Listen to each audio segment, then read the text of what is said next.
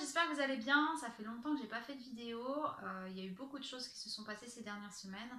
Du coup, j'ai pris pas mal de recul par rapport au blog et par rapport aux vidéos. Mais aujourd'hui, j'avais vraiment envie de faire une vidéo sur l'importance du regard qu'on porte à nos enfants, à nos élèves, aux enfants de notre entourage qui sont en échec scolaire.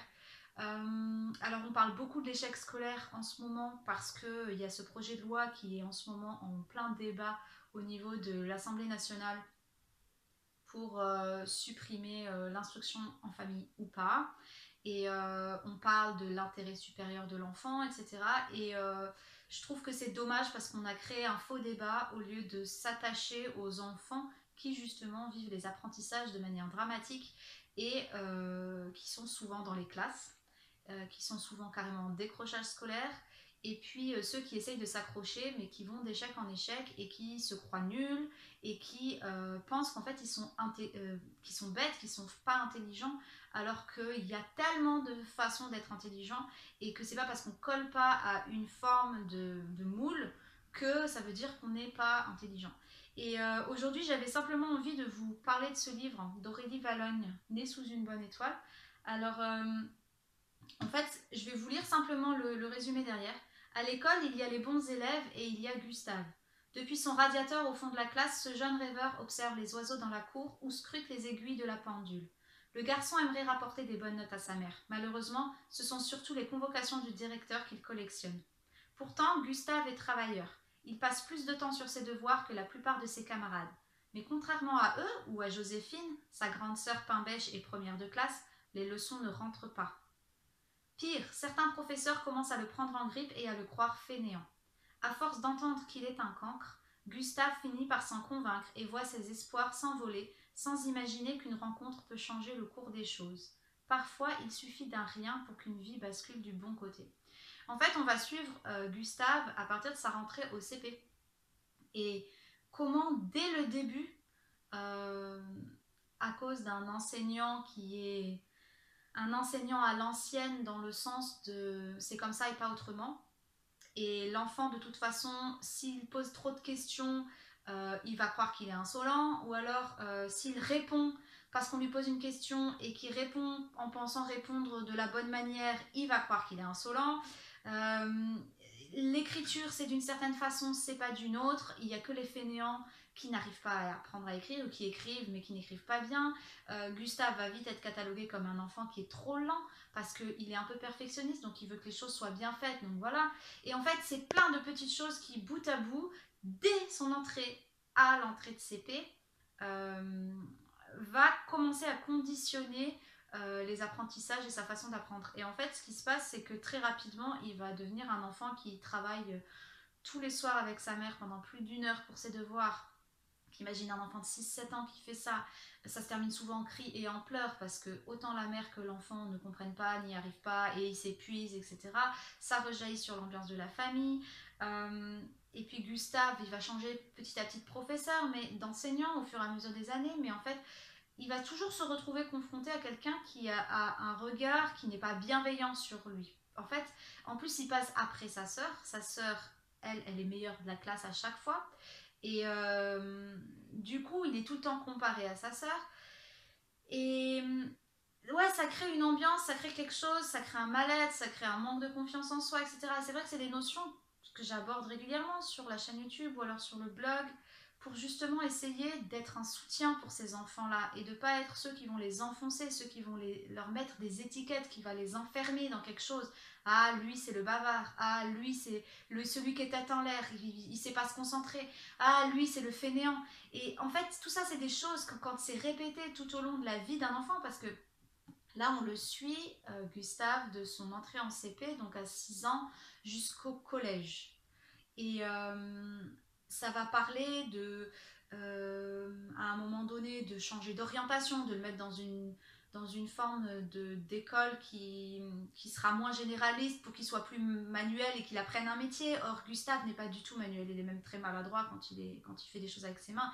En fait, c'est juste qu'il a une façon de penser, une façon de réfléchir qui lui est propre et que voilà, il a besoin d'avoir des outils qui lui soient adaptés. Et en fait, ce qui va changer sa vie, c'est que à un moment donné, une prof va décider de l'aider et de lui donner une chance. Et alors qu'il pensait être né sous une mauvaise étoile, euh, voilà, une rencontre peut tout changer.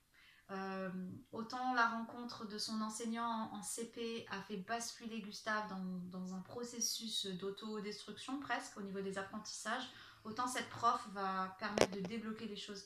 Et en fait, ce que j'aime bien, c'est que même si Gustave, enfin, il y a plein d'enfants qui peuvent se sentir comme Gustave sans être exactement comme Gustave parce que bah forcément c'est un personnage donc il a des caractéristiques, il a des traits de personnalité qu'on ne retrouvera pas chez tous les enfants qui sont en échec scolaire. Il y a des enfants en échec scolaire qui n'arrivent pas à travailler tous les jours, qui ne fournissent pas beaucoup d'efforts parce qu'ils ont carrément abandonné, ils ont lâché l'affaire et donc ils sont en retrait finalement, ils se laissent porter et puis ils voient bien jusqu'où ça les mènera, ils sont là sans être là, en classe j'entends.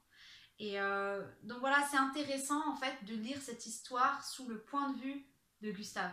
Et quand on voit ce portrait qui est dépeint sur toutes ces années, toutes ces petites choses qui ont conduit Gustave, étant ado, à être si sûr qu'il est nul et si désabusé qu'il a presque plus envie de se battre. Il est vraiment à la limite de, bah, puisqu'ils disent tous que je suis nul et que j'y arrive pas, ils pensent que je suis fainéant, ils pensent que je suis insolent, ils pensent que ci, ils pensent que ça.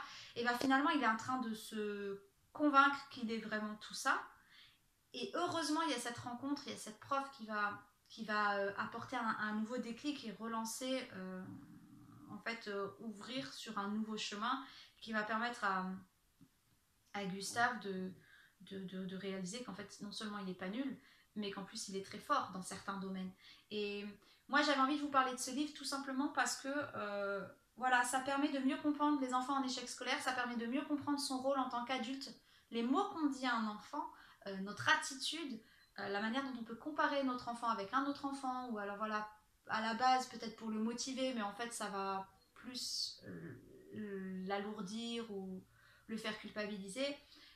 Comment on peut être en fait la personne qui peut être le déclic pour un enfant et comment on peut montrer à un enfant qu'il est intelligent. Je sais, j'en ai déjà beaucoup parlé des intelligences multiples, de la façon qu'on a chacun individuellement d'être intelligent.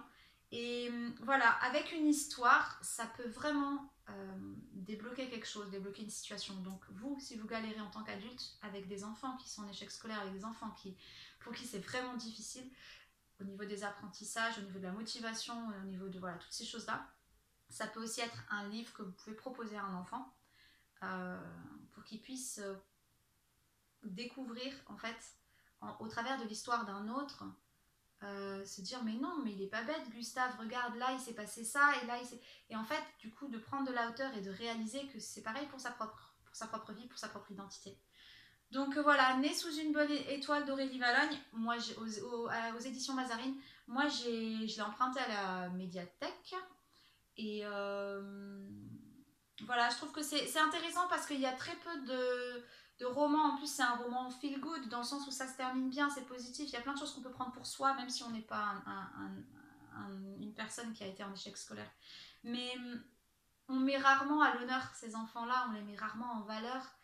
Souvent, voilà, c'est ceux qu'on oublie. Et là, eh ben, c'est une personne qui a inventé, évidemment, mais qui est tellement réelle et qui pourrait tellement être notre voisin de classe, l'enfant de notre cousine, ou qu'est-ce que j'en sais.